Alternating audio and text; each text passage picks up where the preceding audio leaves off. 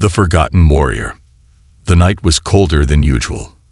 A heavy mist rolled through the empty streets, swallowing the glow of streetlights and wrapping the city in an eerie silence. The lone figure moved slowly along the cracked sidewalk, its steps unsteady, its body weighed down by exhaustion.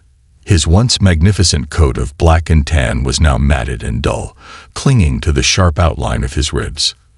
Every breath came with effort, slow and labored, as if each inhale was a fight against the inevitable. He had once been a warrior, a protector, a hero, but now he was nothing more than a forgotten shadow. The German shepherd limped forward, his body betraying him with every step. He was old, his 20 years etched deep into his weary bones. His vision had dulled, his strength had faded, and his purpose, once so clear, had been stripped away. He didn't know where he was going, only that he couldn't stop. If he stopped, it would be over. For so many years, he had followed commands. He had served without question. His duty had been his life, his handler his world. But that world had abandoned him. He didn't know why. One moment, he had a place, a role, a mission. The next, he was discarded like an old piece of equipment no longer needed. The streets offered no comfort, only the sting of rejection. People passed him without a second glance, too busy with their own lives to notice the frail old dog struggling to stay upright. The smell of warm food drifted from a nearby restaurant, but no one spared him a scrap. No gentle hands reached out to comfort him, no voice called his name. He was invisible, forgotten, and he was tired. A gust of wind sent a shiver down his weakened body, his paws trembling against the rough pavement. He stumbled, his legs finally giving out. The impact of his frail body against the cold ground sent a wave of pain through him. But he didn't move. He couldn't. This was it. For the first time in his life, he didn't fight it. He closed his eyes, his breathing slow and shallow. Memories drifted through his fading mind, chasing down criminals, protecting his handler, the reassuring voice of the man who had once been his entire world. Then darkness. A sound broke through the silence. Footsteps. Soft at first, hesitant, but growing closer. A car door slammed shut. Keys jingled. Someone was near. The German shepherd didn't have the strength to lift his head, but he could hear them kneeling beside him. A presence hovered close, warm, uncertain. Then a voice. Oh my God. A woman's voice. Gentle, filled with something he hadn't heard in a long time. Concern. She hesitated before reaching out, her fingers brushing against his damp fur. There was no response, no flinch, no growl. He had nothing left to give. Her breath hitched as her eyes landed on the old, battered collar around his neck. The metal tag, scratched and worn, still bore his name. Stryker. Her stomach twisted. She knew that name. But from where? Her mind raced, searching for the memory that lingered just out of reach. She stared at the frail dog before her, taking in the sunken ribs, the tired, unseeing eyes, the weight of 20 long years pressing down on his frame. This wasn't just any stray. Stryker's breathing slowed. His eyelids fluttered for a moment. His blurry vision focused on her face. And in that split second, something flickered in his fading memory.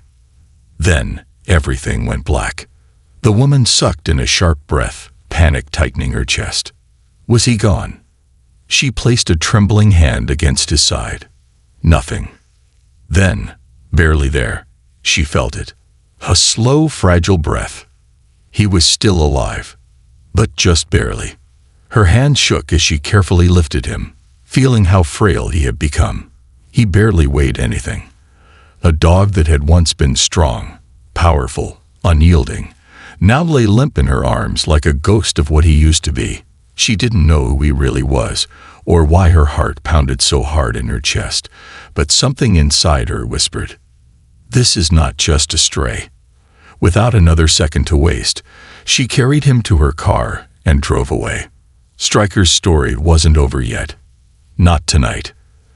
The car was silent except for the rhythmic hum of the engine and the soft tapping of rain against the windshield. The woman gripped the steering wheel, her knuckles white, stealing quick glances at the back seat. Stryker lay motionless. His frail body barely rose with each breath. His fur, once thick and proud, was dull and tangled. He looked so small, so fragile, nothing like the powerful K9 he had once been. But what struck her most was the name on his worn collar. It tugged at something deep in her mind, a memory buried beneath years of time. Her foot pressed harder on the gas. A retired K9 should never have ended up alone, starving in the streets. These dogs were heroes. They were trained to serve and protect. They were supposed to be cared for, honored. So why had Stryker been left to die? The thought gnawed at her, filling her with unease. She didn't know his story, but she knew one thing. Someone had abandoned him, and that meant someone, somewhere, had answers. A faint whimper broke the silence. She inhaled sharply, glancing over her shoulder. Stryker's paws twitched, his eyes fluttering, his body caught in some unseen battle. Was he dreaming? Or remembering? A deep, guttural whine escaped him. His breathing became uneven. Fear flickered in his tired eyes. Whatever haunted him wasn't done with him yet. The shelter appeared in the distance, its dimly lit sign barely visible through the rain. She pulled into the parking lot, her heart pounding, and jumped out, rushing to the back seat. For a terrifying moment, she thought she was too late. He wasn't moving. But then, she saw it. A slow, fragile rise of his chest. He was still here. But for how much longer? Taking a deep breath, she carefully lifted him, shocked at how light he was. A dog that had once been strong, muscular, and unshaken by anything, now felt like a whisper of his former self. Inside, the shelter's fluorescent lights buzzed overhead as a vet technician rushed forward. "What happened?"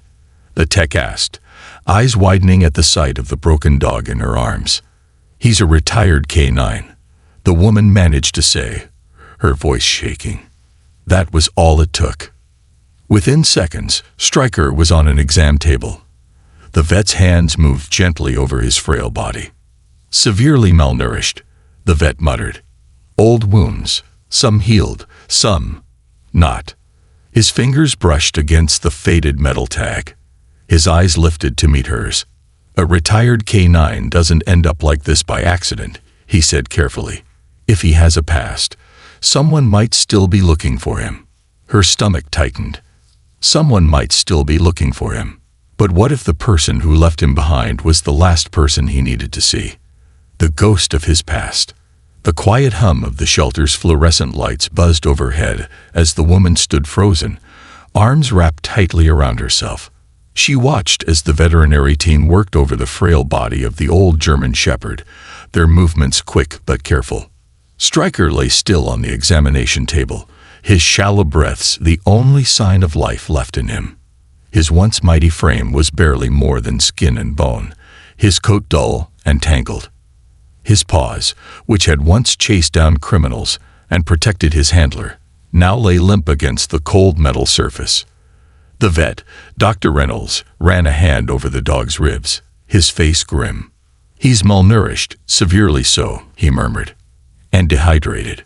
But there's something else. These scars. They aren't just from old age." The woman swallowed hard. She had known, deep down, that Stryker had suffered. It wasn't just abandonment. This was more. This was neglect. Maybe even worse. She clenched her fists. Who could do this to him? Dr. Reynolds traced his fingers over Stryker's metal tag, his eyes narrowing. "This ID number, it looks like an old department-issued tag," he said, pulling his phone from his pocket. He snapped a quick picture and started typing. "I'll send it to some contacts in law enforcement. See if we can find out where he came from." The woman's breath caught in her throat. Law enforcement. A part of her had already known. She had seen the way he moved. Despite his weakness, there was still discipline in him. The way he carried himself, even in exhaustion, spoke of training. Stryker hadn't just been a police dog. He had been something more. A warrior. A protector. And someone had thrown him away. She looked down at him, her heart clenching. He twitched slightly, his brows furrowing, his body caught in some unseen battle. His paws moved as if chasing something, or running from it. What had he seen? What had he been through? Dr. Reynolds placed a gentle hand on her shoulder, pulling her from her thoughts. "You okay?" She forced herself to nod. But the truth was, she wasn't sure. Something about Stryker unsettled her, not in a bad way, but in a way that sent a shiver down her spine. The name, the way he looked at her before passing out, the way her heart had clenched when she first saw him. Something about him was familiar, and that scared her. Memories in the dark. The shelter was quiet that night. Most of the other animals had settled in their cages, their soft whimpers and occasional rustling the only sounds filling the dimly lit room. Stryker lay on a warm blanket in a kennel, an IV drip connected to his frail leg.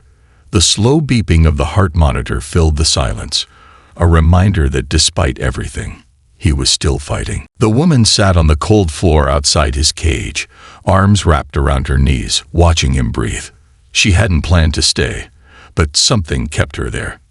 A pull, a feeling deep in her gut that she couldn't explain. She studied his face, the deep scars that lined his muzzle, the way his ears twitched even in sleep. He wasn't just old, he was haunted. And then, he whimpered. A deep, painful sound. His paws twitched again, his breathing quickened. His body jerked violently. A nightmare. The woman sat forward, her heart pounding. What was he seeing? And then suddenly, he growled.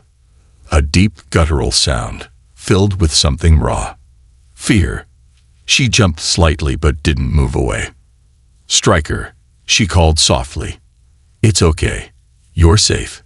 His breathing hitched, his body stiffened, and then, his amber eyes snapped open. For a split second, they were wild, desperate, as if he wasn't in the shelter anymore, but somewhere else, somewhere dangerous. But then, his gaze landed on her, and the fire faded. His body relaxed, his breathing slowed, his gaze softened. The woman exhaled, realizing she had been holding her breath. "Hey there," she whispered. "You're okay." Stryker blinked at her, his eyes heavy with exhaustion. But he didn't look away. He just stared at her, as if trying to remember something, as if trying to place her. And for some reason, the weight of his gaze sent a chill through her. A name from the past. The next morning, Dr. Reynolds walked into the shelter with a folder in his hands, his face unreadable.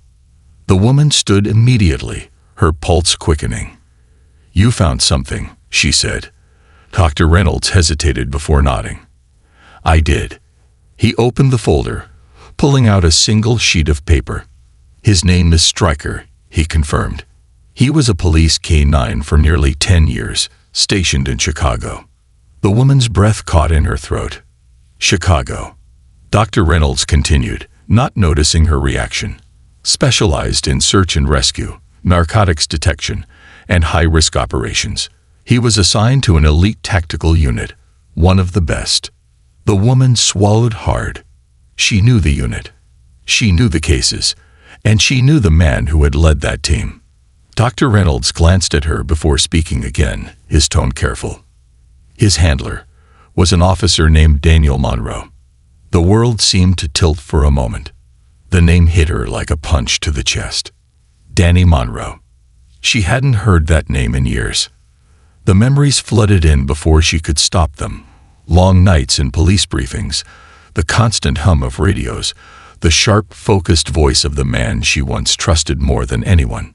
Danny, her partner, her friend, and the man she had tried to forget. She forced herself to speak. What happened to him? Dr. Reynolds hesitated, flipping through the papers. He left the force shortly after Stryker disappeared. No explanation. No transfer request. Just walked away. A chill ran down her spine. Danny had vanished. Stryker had been abandoned. That wasn't a coincidence. She looked down at Stryker, still lying weakly on the blanket, his tired eyes watching her. "What happened to you?" she whispered. For the first time in years, the past was clawing its way back, and something told her that whatever happened to Stryker was far from over. Echoes of the past. The morning sun filtered through the shelter's dusty windows, casting golden streaks across the linoleum floor. The woman sat on a worn-out plastic chair near Stryker's kennel, her hands wrapped around a cup of coffee that had long since gone cold. She barely noticed. Her mind was too busy spiraling back into a past she had worked hard to forget. Danny Monroe. It had been years since she last heard that name, yet the weight of it still pressed heavily on her chest. He had been more than just a colleague, more than just a friend. He had been family. And now, somehow, his dog, his loyal partner, was here, half-starved and barely clinging to life. Her gaze drifted to Stryker, who lay curled up in the corner of his kennel. His breathing had steadied overnight, but exhaustion still clung to his frail body. His once powerful muscles had faded into nothing. And yet, beneath the surface, she could still see him. The fighter. The protector. The ghost of a warrior who had given everything, only to be discarded. The woman exhaled sharply and rubbed her temple. "What the hell happened to you, Danny? And why did you leave Stryker behind?" She didn't want to ask the question, because deep down, she already feared the answer. Whispers in the silence. Dr. Reynolds walked into the shelter a little after noon, carrying a thick folder in his hands. She straightened immediately, her pulse quickening. "You found something else," she guessed. The vet nodded, his expression unreadable. "Yeah, and you're gonna want to sit down." Her heart pounded. She sat. Dr. Reynolds hesitated before opening the folder. "After I ran Stryker's ID number, I sent a request to my contact in law enforcement. They pulled up old records, case files, reports, anything tied to his name." He took a slow breath. Turns out, Stryker wasn't just any K9. He was assigned to Operation Ironclad. The woman stiffened. She knew that name. Everyone in law enforcement did. It had been one of the most dangerous undercover operations in Chicago history. An elite task force designed to infiltrate and dismantle a powerful crime syndicate. Officers had gone missing. Some had never been found. And now, Stryker's name was tied to it. Dr. Reynolds watched her carefully. "I take it you know about the case." She nodded slowly, her throat dry. "Yeah, I was still on the force when it was active. It was bad. Real bad." She could still remember the briefings. The tension in the room, the unspoken fear in the eyes of seasoned officers who had seen too much. And at the center of it all, Danny Monroe. "You worked with him, didn't you?" Dr. Reynolds asked. She swallowed hard. "Yeah, I did." Her chest ached at the memory. Danny had been one of the best, the kind of cop you could trust with your life. And Stryker had been his shadow, always at his side, always ready to protect him at any cost. So why had Danny disappeared? And why had Stryker been left to die alone? Dr. Reynolds flipped to another page. "I also pulled up Monroe's last recorded incident before he resigned," he said. "It was a raid. A bust that went south." She tensed. She had heard rumors about that raid. No official reports had ever been released. Just whispers. Speculation. Something had gone wrong that night. Horribly wrong. And after that, Danny vanished. Her fingers tightened around the edge of the table. "What happened?" Dr. Reynolds exhaled. "The details are messy. But from what I gathered, Stryker and Monroe were sent in with a tactical team to secure a warehouse where high-profile targets were meeting. The operation was supposed to be clean, quick, and efficient." He flipped another page, his jaw tightening. But the moment they stepped inside, it was an ambush. The woman inhaled sharply. Of course it had been. She could picture it so clearly. Flashes of gunfire, the deafening sound of chaos, officers shouting commands over the radio. And in the middle of it all, Stryker. A dog trained to fight. A dog trained to protect. A dog who would never, ever leave his handler behind. But something had gone wrong. Because Danny wasn't here. And Stryker, he had been abandoned. Dr. Reynolds hesitated before continuing.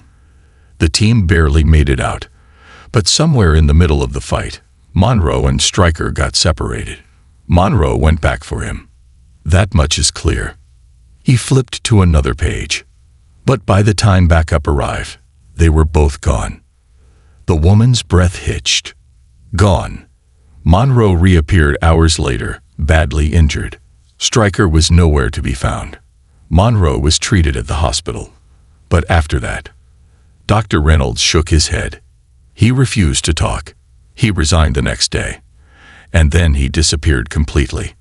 She stared at the files in front of her mind spinning. It didn't make sense. Danny wouldn't just leave. Not like that. Not without a reason. She forced herself to speak. And Stryker? Where did he go? Dr. Reynolds frowned. No one knows. The official report said he was presumed dead. Her stomach twisted. But clearly that wasn't true, she murmured. Clearly, Stryker had survived. And somehow, someway, he had ended up here. Weak, broken, alone. Dr. Reynolds exhaled. There's more. The woman's eyes flicked up. What? He hesitated, his voice dropping lower. My contact told me that someone else has been looking for Stryker.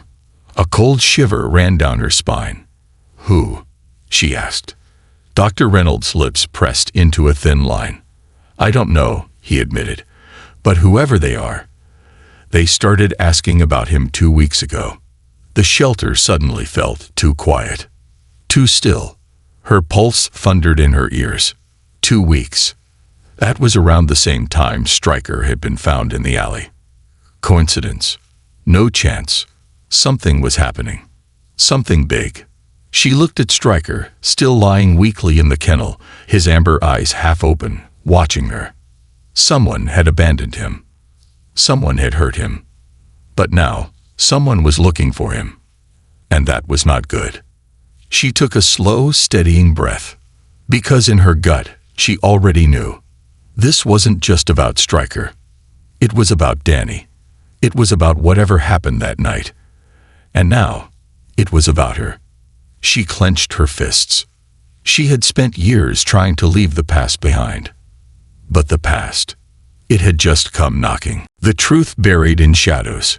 The weight of the past pressed heavily on her chest. She sat motionless in the shelter, staring at Stryker as he lay curled on the blanket, his amber eyes flickering with exhaustion. The old K9 had survived so much, too much, and yet, even in his weakened state, there was something unbroken in him. She exhaled sharply, rubbing her temple. 2 weeks. Someone had started looking for him 2 weeks ago, the same time he had been found, abandoned in that alley. Coincidence? Not a chance.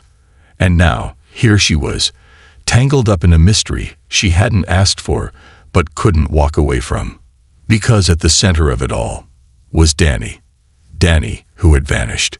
Danny, who had left everything behind, including the one creature that had once meant the world to him. Something wasn't right, and if she knew one thing about Danny Monroe, it was that he never ran without a reason. She stood up, her hands shaking slightly. I need to find him. Dr. Reynolds hesitated, but nodded. Be careful.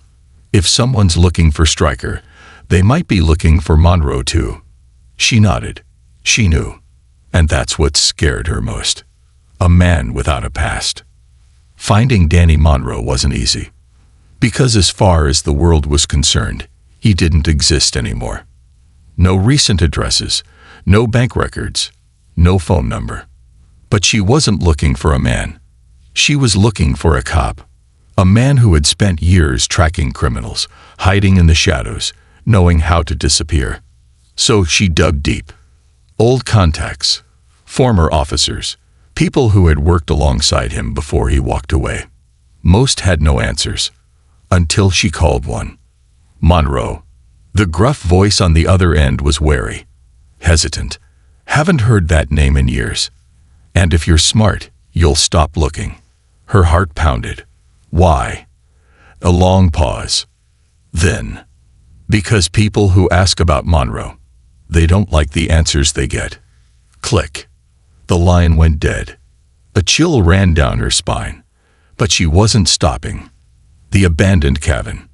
It took 2 more days before she got a real lead. An old address, buried in an old police record.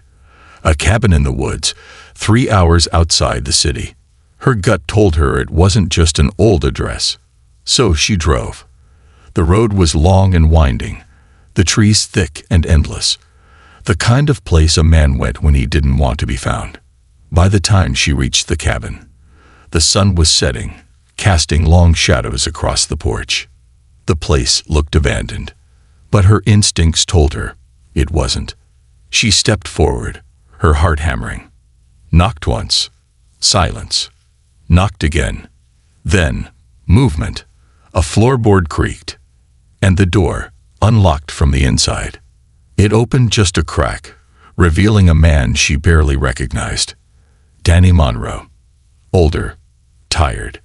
A deep scar ran along his jaw, his blue eyes shadowed with something dark. For a moment, they just stared at each other. Then his gaze dropped to Stryker. The old dog stood beside her, his body weak, but his eyes sharp. And for the first time in years, Danny Monroe looked afraid. The truth comes out. Danny didn't speak at first.